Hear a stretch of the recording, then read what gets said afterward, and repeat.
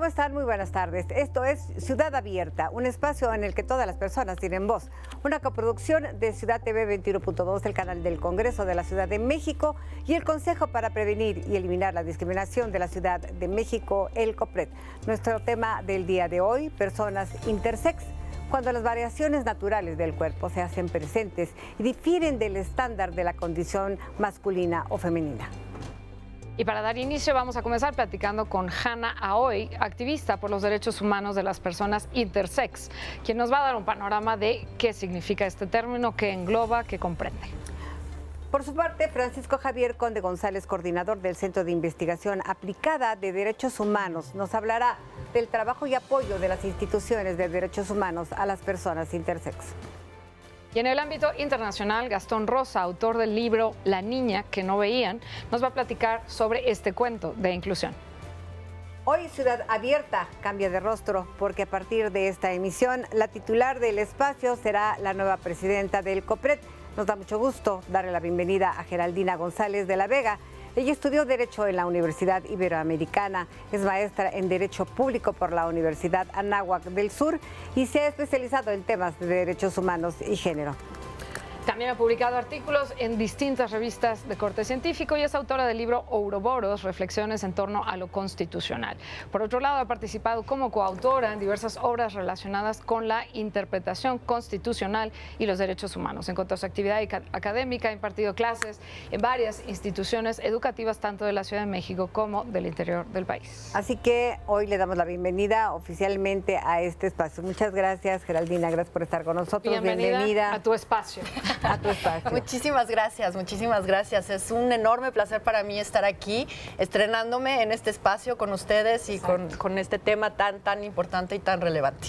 Y que no está en la agenda, ¿no? ¿Estaba en la agenda, sí? Que no está en la agenda, creo. El tema de las personas intersex creo que no es algo de lo que se hable mucho. No sé. Pues es un tema que está bastante invisibilizado. Entonces, justamente por eso hemos elegido, iniciar esta nueva etapa del programa con un tema que hay que darle visibilidad y hay que darle un espacio que merece. ¿Se acuerdan que antes los llamábamos hermafroditas?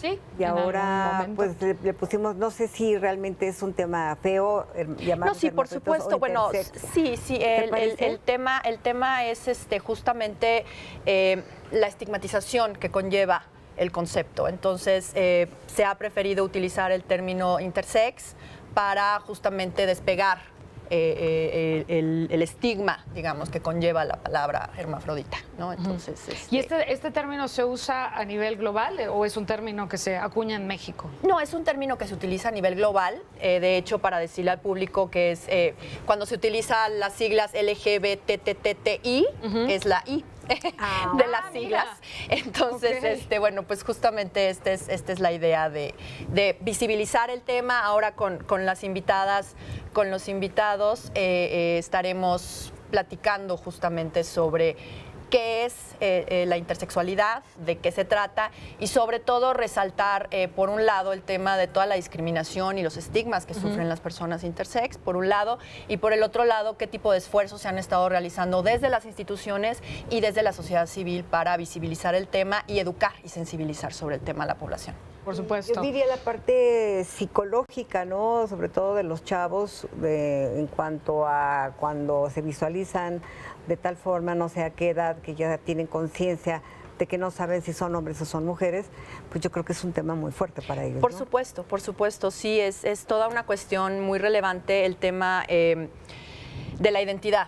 ¿No? El tema de la identidad de las personas que en la mayoría de los casos, y eso es justamente lo que se pretende corregir al visibilizar el tema, que no se decida en la infancia temprana de los niños o su identidad de género, precisamente para permitir que cada persona se identifique con el sexo, con el género que mejor considere, ¿no? Por supuesto. Sí. Oye, cambiando ligeramente de tema, háblanos un poco de tu llegada a la COPRED, ¿cómo ha sido esta primera experiencia, estos primeros días muy agitados?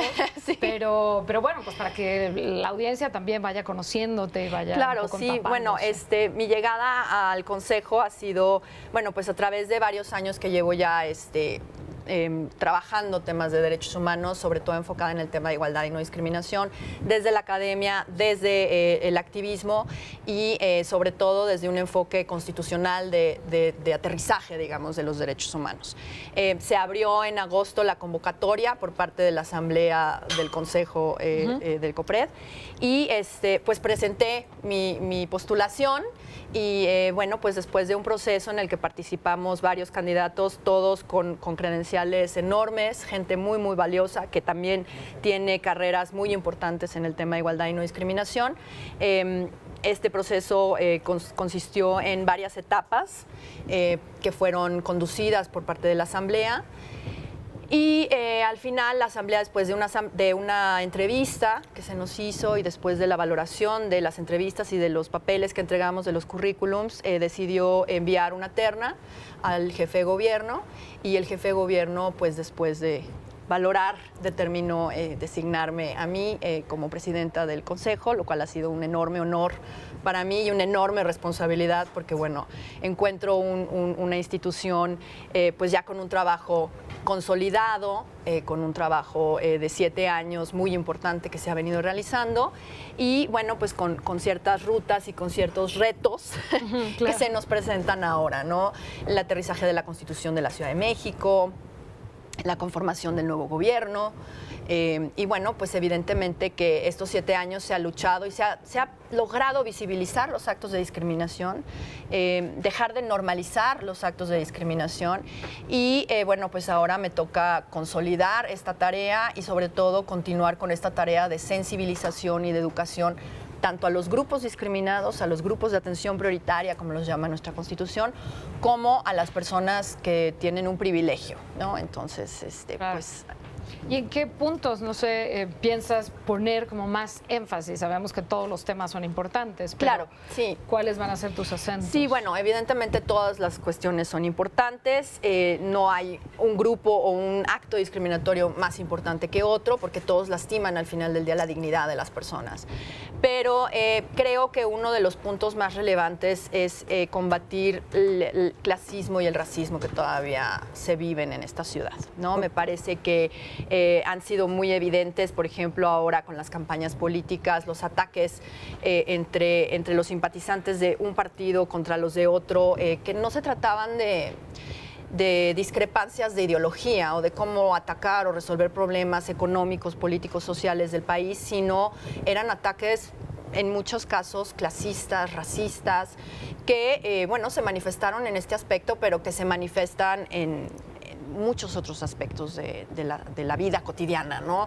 En las escuelas, en las universidades, en los trabajos. Entonces, me parece que ese sería uno de los puntos más relevantes. ¿Con qué inicias tu agenda? Bueno, ahorita pues estamos en un momento histórico para la ciudad, porque primero tenemos pues una nueva constitución que entró en vigor apenas el 17 de septiembre pasado. Entonces, pues se requiere, por un lado, aterrizar todas las normas, todas las obligaciones que se establecen en esa constitución. Por otro lado, adecuar toda la normativa a estas nuevas instituciones, por ejemplo, el tema de las alcaldías, ¿no? O el tema de que tenemos todavía instituciones que se apellidan Distrito Federal, como por ejemplo la Comisión de Derechos Humanos, que todavía es del Distrito Federal. Habrá que adecuar el tema a la Ciudad de México. En fin, un montón de trabajo en el tema del aterrizaje y de la concretización constitucional. Y por supuesto, pues ahorita los temas de planeación de lo que viene para los próximos 6 años del gobierno de la Ciudad de México, ¿no? Entonces, ahí tenemos también otro reto desde el punto de vista presupuestal, desde el punto de vista de planeación y de transversalización de todas las políticas de igualdad y de no discriminación dentro de la planeación de las tareas, de las políticas públicas de la Ciudad de México. Es un buen momento para estar tomando la COPRED, ¿no? La presidencia de la COPRED, justo por toda esta coyuntura que hay, tanto en la ciudad como en el país, en algunos días, que no son muchos, hay una coyuntura en todos sentidos, ¿no? Así es, por supuesto. Sí, es un momento muy importante, insisto, porque es un momento histórico, ¿no? No solamente el cambio de gobierno, sino el cambio de gobierno con una nueva constitucionalidad. Entonces, implica muchísimo trabajo. trabajo de ir definiendo las tareas que nos tocan a cada quien y sobre todo no perder de vista, en nuestro caso, que nuestra bandera, digamos, es transversalizar las políticas e insistir en el punto de que somos una institución aliada dentro del gobierno que nos dedicamos justamente a señalar, ¿no?, esta cuestión. Hay que hacer políticas públicas con visión de igualdad, desterrar la desigualdad estructural y en el caso de que se cometan actos de discriminación, pues corregirlos y sobre todo reparar de manera integral a las víctimas, ¿no?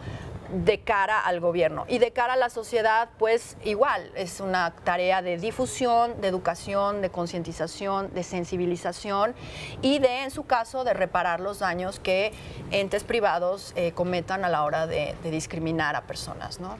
Pues hoy, hoy te inicias con un tema muy fuerte, muy difícil para vivir, no solamente de los padres, sino también de los hijos, que es el tema de la intersexualidad, sí, donde los chicos no se sabe a qué edad toman la decisión de escoger el sexo que quieren tener a futuro, en su vida futura, ¿no? Sí. Yo creo que eso te inicias muy bien, con un sí, tema pues muy controversial. Sí. La verdad, y bienvenida. Muchísimas gracias por estar aquí. Muchísimas gracias nosotros, a ustedes. ¿Te parece si damos inicio? Claro que ¿Ya? sí. Vamos a pausa, regresamos. Muy bien.